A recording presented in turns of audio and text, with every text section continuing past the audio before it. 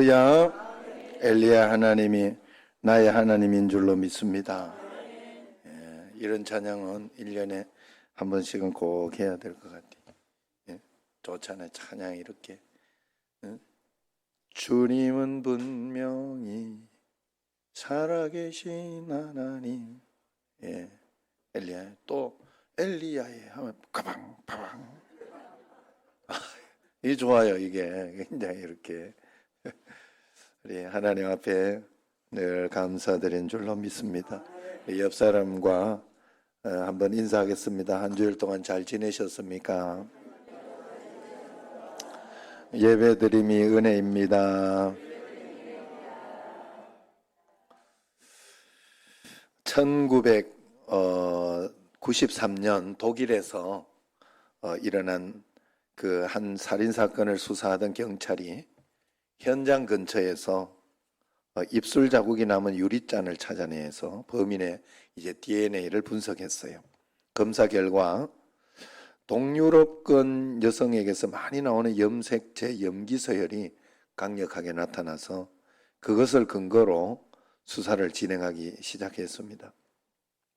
그런데 그 이후로 그 여성의 염기서열이 프랑스, 독일, 오스트리아에 이르기까지 6건의 살인사건, 또 40건의 절도사건, 절도 등의 사건 현장에서 이 여인의 DNA가 계속 발견되는 거예요.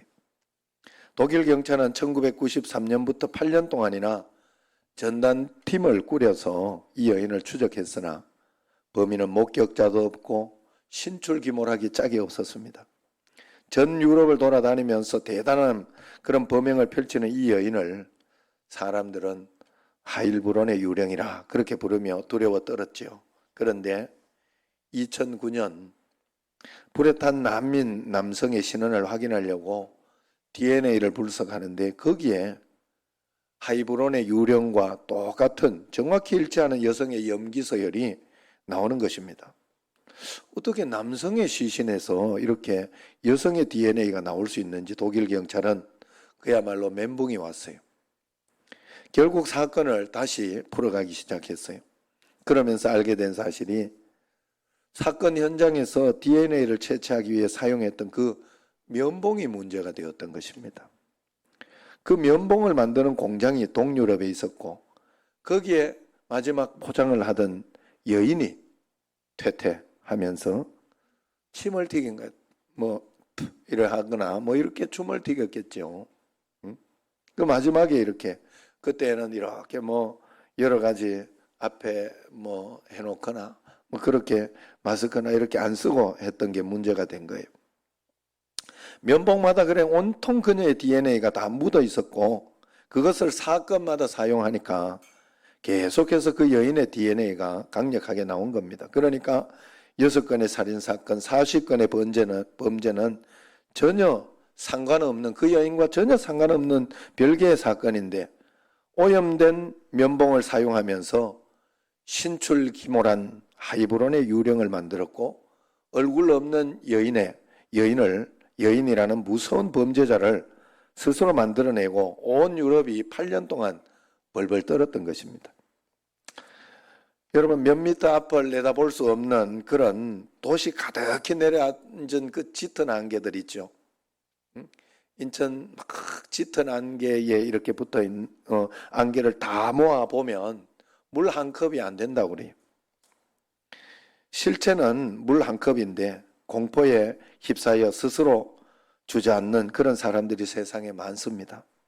우리도 두려움과 절망과 걱정 속에 파묻혀 살지만은 사실은 그 절망과 걱정거리의 실체를 확인해 보면 별거 아닐 때가 너무나 많다 하는 것이죠.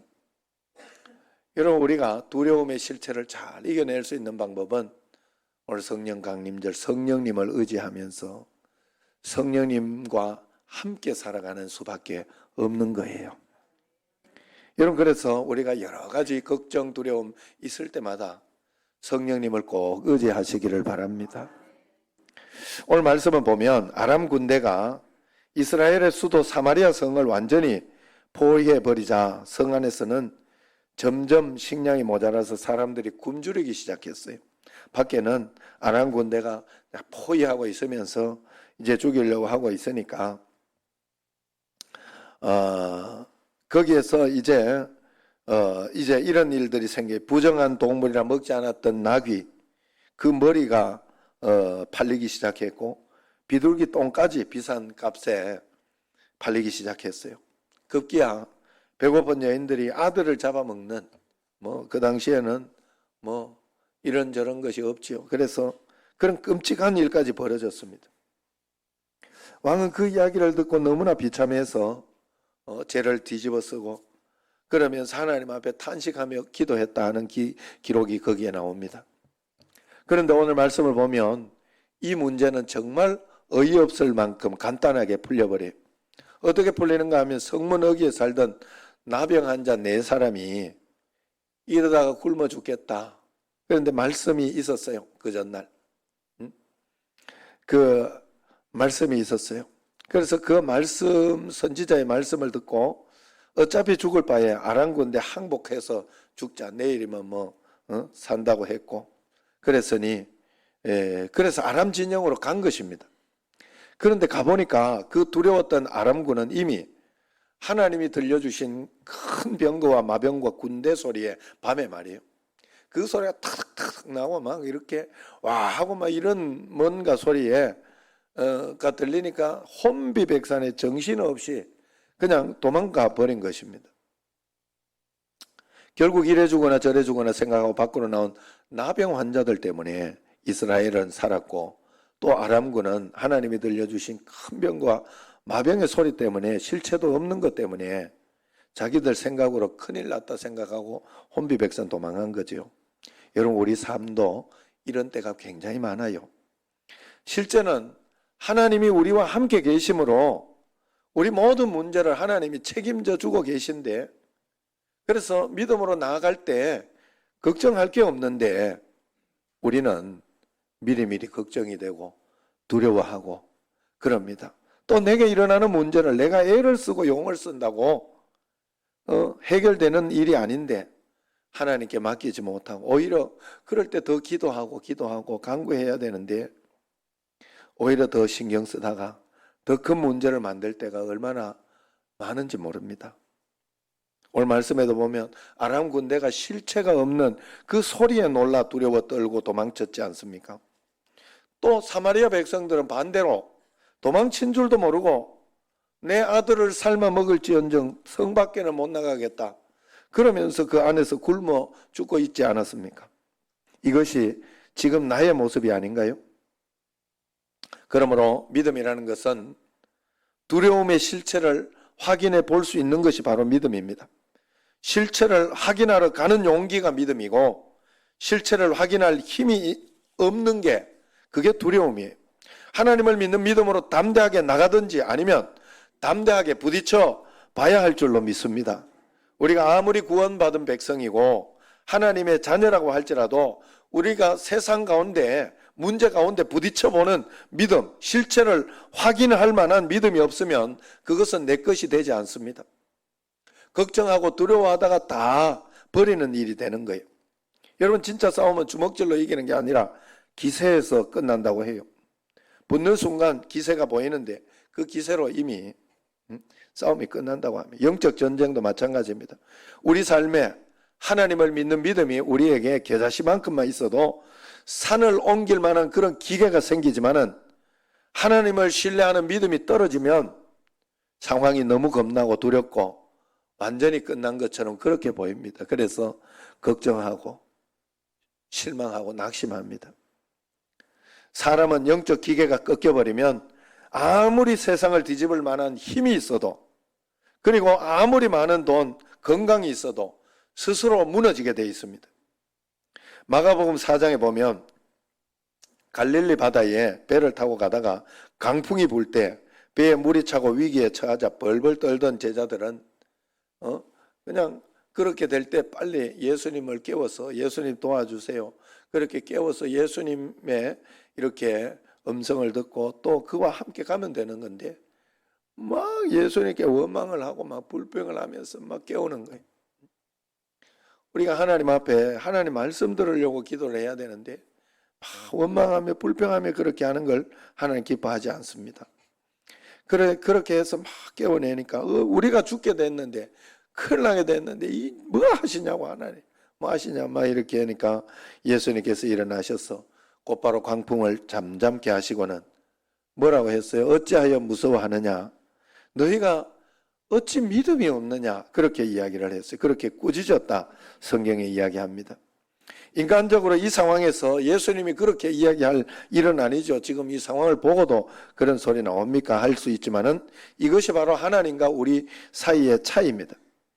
미친 듯 부는 바람도 주님의 명령에 잠잠해져서 산들바람이 되고, 광풍이 몰아치는 내 인생도 그분의 말씀 한마디에 호수처럼 잔잔해질 수 있다는 것을 우리가 믿지 못하면 호들갑을 떨고 여러 가지로 급하게 이랬다 저랬다 하는 거예요. 사람에게 아무리 큰 일이라도 주님께는 지극히 작은 일이기 때문에 예수님이 나와 함께 계시면 두려울 것이 전혀 없어야 합니다. 여러분, 그래서 걱정, 근심, 두려움이 없이 담대하게 살아가는 믿음이 여러분에 반드시 있어야 돼요.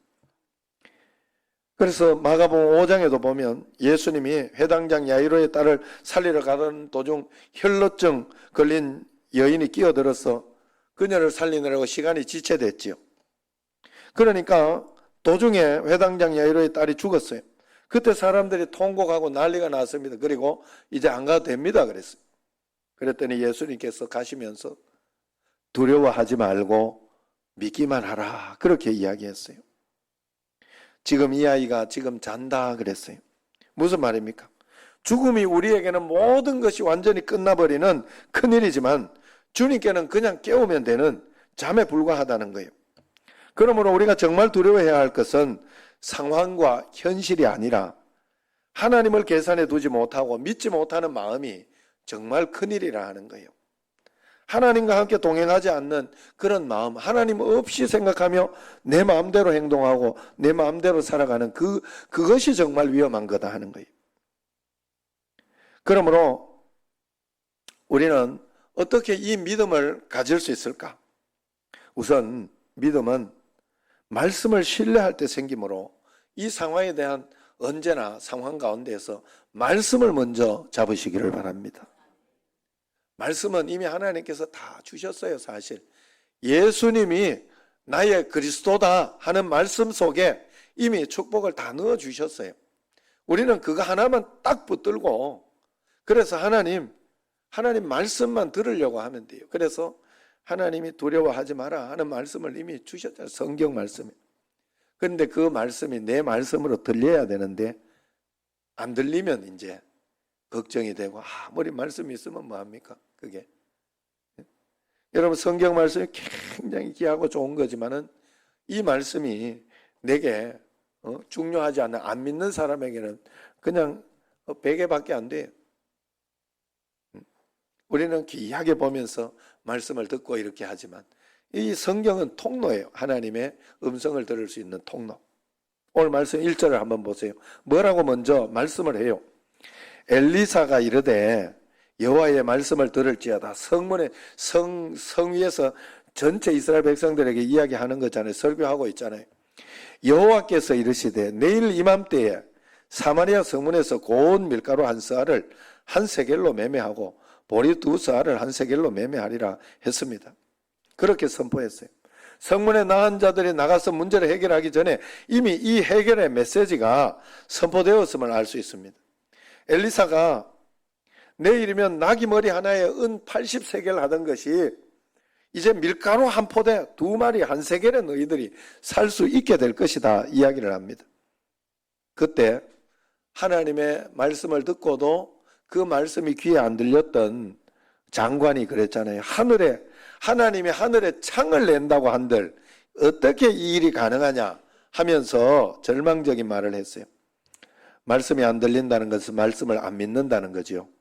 육신의 귀에 들려도 영적으로 들리지 않으면 믿지 못합니다. 그래서 귀로는 소망과 축복의 약속을 다 듣는데 믿지 못해서 누리지 못하는 것이 너무 많아요, 여러분. 그래서 우리는 믿음을 달라고 해야 돼요. 하나님을 믿는 믿음, 하나님을 달라고 해야 돼요. 성령을 달라고. 성령 충만하게 해달라고. 결국 믿지 못한 그 장관에게 엘리야는 내 눈으로는 보겠지만 너는 그것을 먹지 못하리라 그랬어요. 왜냐하면 믿음이 중요하기 때문에 그걸 성경에서 설명하는 거예요. 지금 이 상황과 환경을 가지고 결국 그 다음 그런 역사가 일어났을 때 사람들이 막 몰려다니는 어떤 그것 때문에 그 장관은 백성들에게 밟혀 죽어버렸어요. 성경은 그래서 들을 귀 있는 자는 들을지어다 합니다. 하나님의 말씀을 듣고 행하는 자가 복이 있다고 분명히 이야기하고 있습니다. 그러므로 믿음은 그냥 생기는 게 아니에요. 홍해가 갈라지는 걸 봤다고, 예수님의 말씀을 직접 들었다고, 예수님이 행하시는 기적을 목격하였다고 믿음이 저절로 생기는 건 아니에요. 놀랄 만한 체험을 했던 사람이 전혀 믿음 없는 사람처럼 행하는 것을 성경에도 그렇고 교회에도 많이 볼 수 있습니다. 그러므로 믿음을 어떻게 생기게 되느냐? 믿음은 그리스도의 말씀을 들음에서 난다. 성경이 이야기합니다. 듣는다는 것은 잘 안다는 것도 아니고 내가 오늘 설교 말씀을 들었다는 것으로 끝나는 것도 아니에요. 듣는다는 것은 말씀을 들었으면 순종하고 실천한다는 말입니다. 결국 큰 믿음이 생기기 위해서는 우리는 매 순간 말씀대로 순종을 해봐야 돼요. 순종을. 내 부모를 공경해라 그러면 순종을 해봐야 돼요. 또 지금 코로나 이 상황 속에서도 하나님이 가장 좋은 것으로 주신다 하면 이 상황에 어떤 것을 좋은 것을 주실까 하면서 말씀에 순종하며 따라가 봐야 돼. 그래서 기도하면서 이렇게 볼 때 오늘도 떡을 하려고 어떤 분이 하더라고. 오늘 무명으로 이렇게 해서 무명을 해놨는데 그래 내가 이렇게 하는 가운데 계속 떡만 해서는 안 되겠다. 지겹고 힘들고 어려울 수 있다.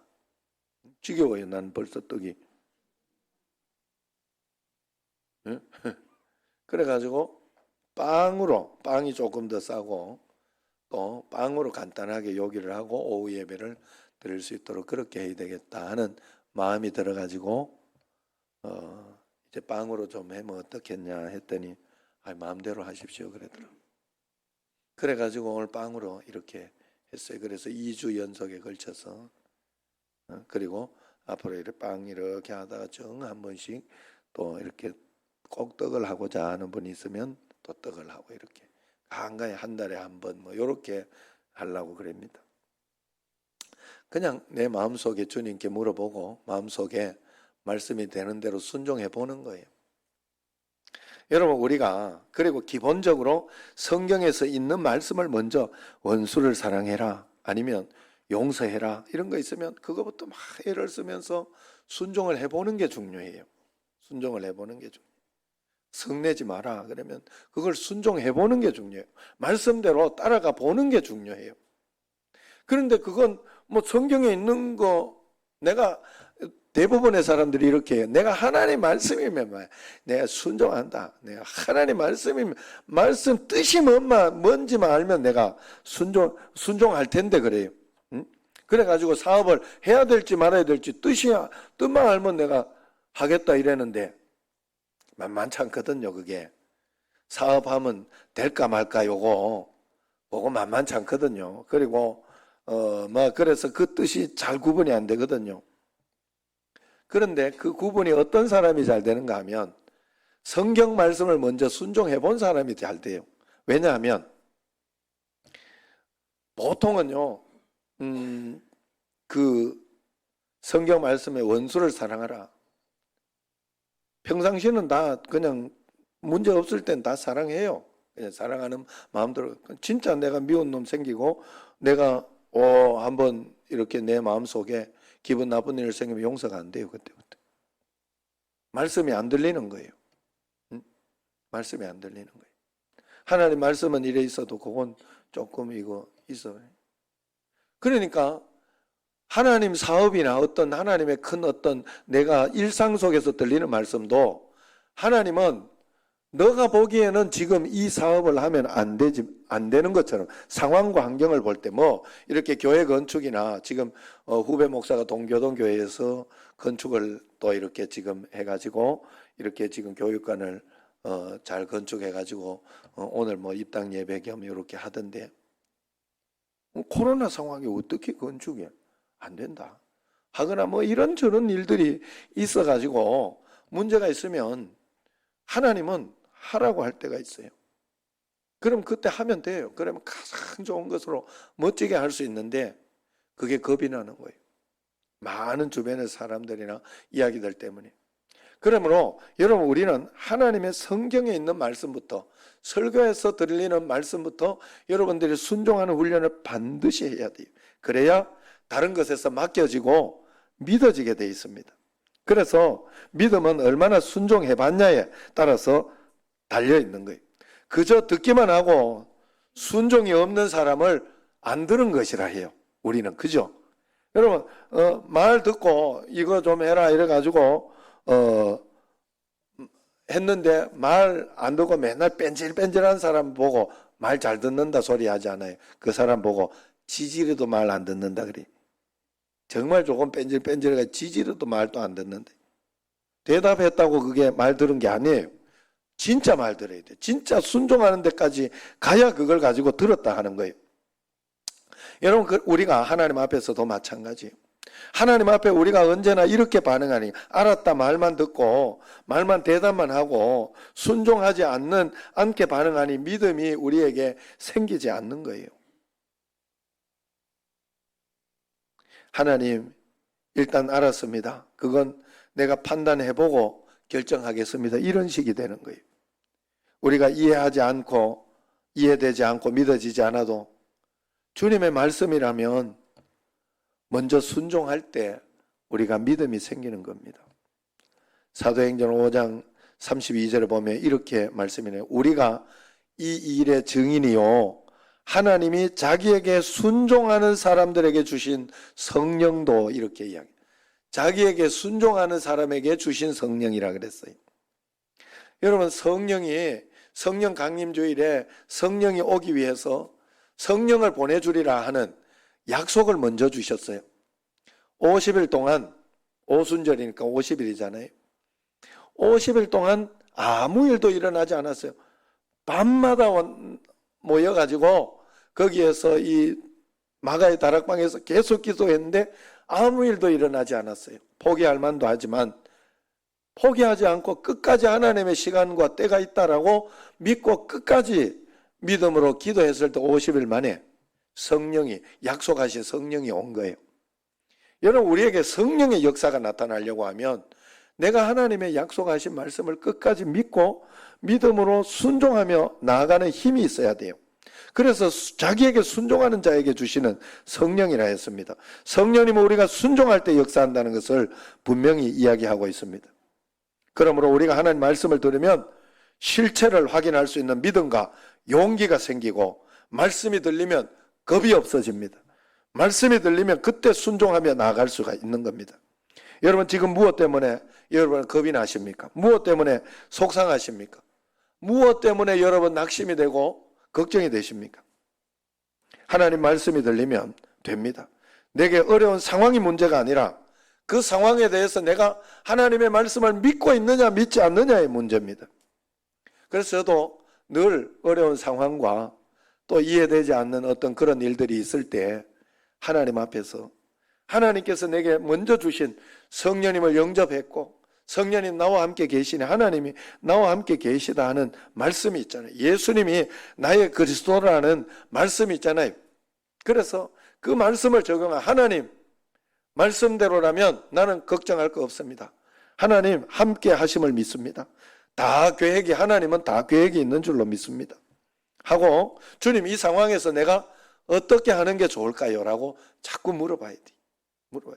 자꾸 질문해 봐야 돼. 처음에는 잘 안 들릴지 모르나 자꾸 질문하고 그리고 가장 처음부터 하나님 막 말씀이 턱턱 들리지 않아요. 성경 순종해 보다가 들려요. 가장 하나님의 말씀이라는 것을 순종하고 선택하며 살아보는 수밖에 없어요. 달리 길이 없어요. 그냥 그래 살아보는 수밖에 없어요. 그래서 그렇게 한 걸음씩 한 걸음씩 순종하며 따라갑니다. 오늘 말씀에서 한 장관은 말씀을 듣고 믿지 못하고 불순종했지만은 나환 자들은 죽으면 죽으리라 하고 나가고 순종했던 겁니다. 결국 그 믿음의 결단이 놀라운 축복을 보게 된 것이에요. 그러므로 우리는 하나님께 모든 것을 맡기고 순종하면서 한 걸음 한 걸음 가야 돼요. 제가 요즘 그런 이야기를 많이 했는데, 야, 인생이 축구장하고 같구나. 나는 축구장의 선수하고 비슷해. 하나님의 내 인생 축구장에 하나님이 나를 뽑아서 여기에 운동 축구하게 하는 선수구나. 응? 사명자, 예수 믿는 사람, 이 땅에서 하나님의 사명을 가지고 살아야 하는. 운동을 하면서 이렇게 보면, 여러분, 그래서 축구장에 보면 막 이렇게 계속 뛰어가야 돼. 공이 어디로 어디로 어떻게 올지 사실 몰라요. 정해져 있는 건 없어요. 축구장 안에서 열심히 뛰어야 돼. 그냥 열심히. 그러다가 여러분 2시간, 그 45분 거의 2시간 90분 동안에 그 선수가 잡는 공이 몇 분이 되는지 알아요? 한 2분 정도밖에 안 돼요. 2분 정도. 그 선수에게 터치하고 하는 그 시간을 딱딱 정해보면, 그때 기회도 오고 골도 넣을 수도 있고, 그때 이런저런 일들이 오는 거예요. 자기에게 무언가 왔을 때, 그때 열심히 뛰다가 자기에게 기회가 왔을 때 그것을 차지하고 그것을 만들어내는 게 인생이구나. 우리가 살아가면서 그래서 최선을 다하여 열심히 살아가야 되는 거예요. 열심히. 그래서 여러분, 그러면서 우리가 그런 것이 있잖아요. 내가 하나님 앞에서 이렇게 한 주일 동안 계속해서 최선을 다하여 내 인생에 이런저런 일로 살아가다가 또 주일날은 최선을 다하여 이제 하는 거예요. 한 게임 뛰는 거예요. 제가 우리 집에 성민아 너무 자면 내가 예화를 못 한다. 날 봐. 자, 그래서 저 녀석이 이렇게 한 주일 동안 주경 야축 알죠? 낮에는 아침에 6시, 7시에 출근해요. 그래가지고 가가지고 죽으라고 일을 하고 저녁에 축구 하는 거예요. 축구 거기 그 남동 FC 가가지고 이제 훈련하고, 그리고 밤 뭐 10시쯤 돼서 집에 오거나 뭐 그렇게 하는데, 그러면서 한 주일 준비해가지고 그것도 선발해 줄까 말까 그것도 감독 손에 달려 있어요. 그래가 선발이 되면 주일날 그 경기에 죽으라고 뛰는 거예요. 죽으라고 열심히 뛰어서 최선을 다해. 그래서 야, 너가 그렇게 한 주일 준비해가 열심히 최선을 다해서 주일날 열심히 뛰지 않냐? 최선을 다해 준비해 주일날 그렇게 하지 않냐? 그러니 그렇게 운동 한 번에 경기 한 번 뛰고 또 준비하고 그렇게 하잖아요. 그 경기가 주일 예배와 비슷하다. 우리 인생의 예배와 비슷하다. 우리의 삶은. 그러니까 주일 예배를 위해서 토요일도 미리 준비하고 한 주일을 또 열심히 사는 거다. 하나님 앞에서. 그래서 하나님, 한 주일날 와서 여러분은 주님, 이번 주일 제가 잘 살았나요? 응? 내가 잘 살았습니까? 하나님 앞에 평가받는 거예요. 예배 드리면서. 예배를 굉장히 감동적으로 감사하며 주님 앞에. 여러분, 성령이 우리에게 이렇게 오셔서 성령님으로 보면 눈이 이제 바뀌는 거예요. 다 똑같은 상황이에요. 다 똑같은 상황인데, 여러분, 은혜도 내가 누려왔던 모든 것들이, 내가 지나갔던 모든 시간들이 은혜로 보이는 건 성령이 왔을 때요. 제가 어느 날 그걸 깨달았어요. 문제가 생기고 나니까 그때는 원망할 수 있는 게 아니더라고. 나는 원망해도 된다고 생각하고 원망할 일이라고 생각하는데, 그래봤자 나만 손해더라고. 내가 상식적으로 생각해 보니까. 어떻게 하면 빨리 이 문제를 해결할까? 해결해야 돼. 문제를 해결하는 것만 남더라고. 그때 보니까 이게 내가 당연한 게 아니었구나. 그때 보니까 내가 어려움 당할 때 그때 보니까 내가 평상시에 이렇게 건강했던 게 당연한 게 아니었어요. 정말 그게 은혜였어요. 그래, 그 평상시에도 사실은 내가 감사하고 살고 있었어야 돼. 그런데 은혜가 오고 나니까 그게 보여요. 아, 아내가 건강해 주잖아요. 요번에 당이 막 240까지 나오고 막 이랬어요. 당 체질이요, 이게. 몸이 당 체질. 병원에서 난리가 났어요. 근데 아내가 딱 결단을 하더라고. 저탄고지 뭐 이런 거 있어요. 그런 거. 그래가지고 이제 뭐 이렇게 좀 당 있는 음식은 조절해서 안 먹어요. 그쪽은 잘 안 먹어요. 안 먹고 이렇게 탄수화물이 적은 쪽으로 이렇게 먹으니까 당이 조절이 되더라고. 왜 약 안 먹어요? 그래서 그렇게 있는 지금까지 이렇게 있으면서 건강해진 거면 사모들이 이렇게 질병이 있어가지고 고생하는 목사들 굉장히 많아요. 아유, 그것만 해도 너무 고맙고 감사하고. 그리고 또 성격이 또 깔끔한 체질이라 나는 굉장히 지저분한 체질이거든요. 집도 이렇게 좀 깔끔하게 해놓으니 야, 그런 것들이 감사하더라고. 또 하나님이 또 이렇게 나를 잡아 족치기를 어쩔 수 없이 미국에 딸 때문에 자식 앞에서는 또 어쩔 수 없잖아요. 사람이 3개월을 내가 보냈잖아요. 그때 하나님이 나를 훈련시켜 놨더라고. 요즘 내가 설거지 잘합니다. 빨래 잘 개요. 놔두라 해도 내가 개요. 그냥 뭐 체질이 돼가지고 그게 보여요. 그게 하나님이 나를 이렇게 훈련시키고 연단시키고 또 그러면서 하나님 또 가정을 더 좋게 만들고 그러려고 하는구나.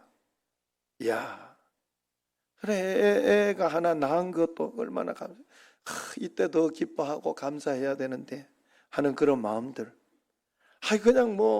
그냥 못 뛰면 못 뛰는 대로 또 감사하고 또 운동하면 운동하는 대로 또 감사하고 그러더라고. 그게 보여요. 감사한 일들이. 여러분, 우리가 하나님 앞에 내 힘으로 사는 게 아닙니다. 우린 십자가로 사는 거예요. 내 생명 다 주님 손에 있어요. 내 삶은 주님 안에 있다는 거예요. 내 모든 꿈과 계획들도 온전히 주님께 있는 거예요. 그래서 주님이 성령이 오셔서 우리에게 오늘 성령 강림주일 오셨잖아요. 우리에게 오셨어요. 그렇기 때문에 주님이 다 인도해 주셨어요. 그 찬양 한번 해보려고 그러는 거예요. 찬양하겠습니다. 우리 뜻을 생각하면서 여러분 많이 불렀던 찬양.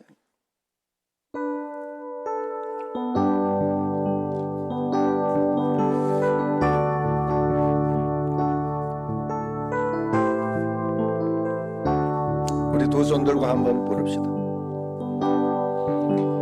내 생명 주님 손에 내 삶은 그 안에 있네. 내 모든 꿈과 계획들도 온전히 주께 맡기네. 내 생명 주님 손에 내 소망 그 안에 있네. 내 앞길 모두 아시는 주 내 삶을 인도하시네.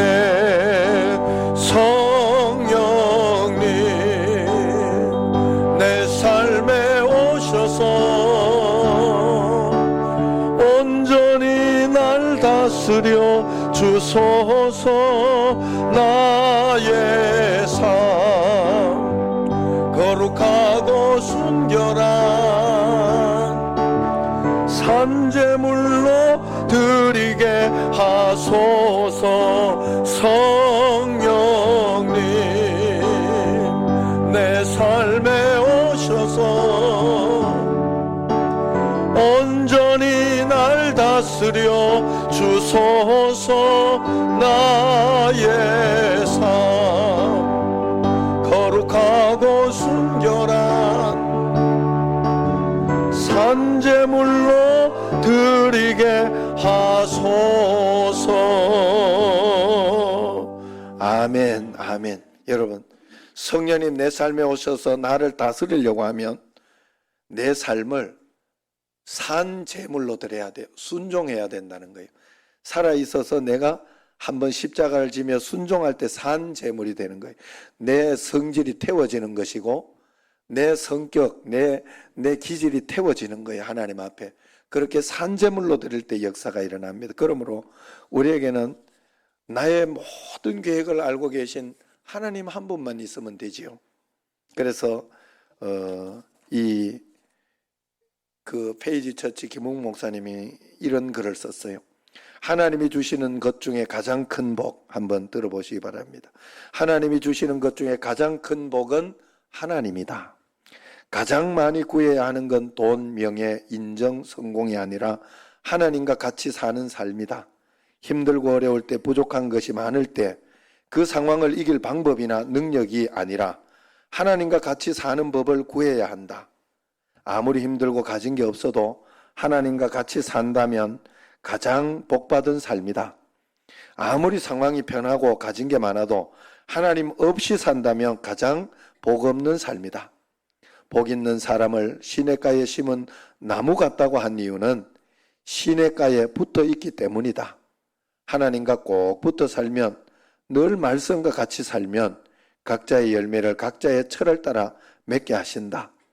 겸손과 순종의 사람은 복의 사람이다. 늘 하나님과 같이 살고 있기 때문이다. 아멘. 할렐루야. 저기 최순덕 집사님 저 기침하니까 내가 한마디는 해줘야 되겠니? 이 남편이 이게 옆에 창피하다고 안 온다고 그랬다. 응? 박경순 성도님이 그러면 안 돼요. 예. 그리고